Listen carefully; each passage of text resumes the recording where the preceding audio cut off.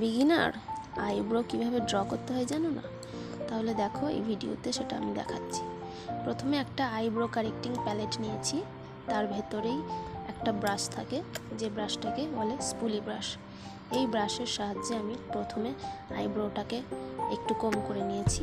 এরপর প্যালেটের যে ডার্ক ব্ল্যাকটা আছে ও লাইট ব্রাউন শেড, এই দুটো মিশিয়ে নিয়ে আইব্রোর ফার্স্টের কিছুটা অংশ ছেড়ে দিয়ে হালকা হাতে ব্রাশটাকে ড্র করতে লাগলাম।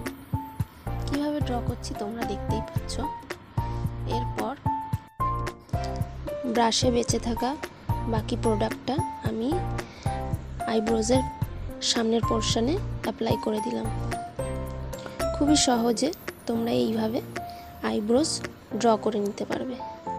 ভিডিওটা কেমন লাগলো অবশ্যই জানিও ও চ্যানেলটা সাবস্ক্রাইব করে দিয়ে পাশে থেকো। আজকের মতো এটুকুই, টাটা। আবার দেখা হবে নেক্সট ভিডিওতে।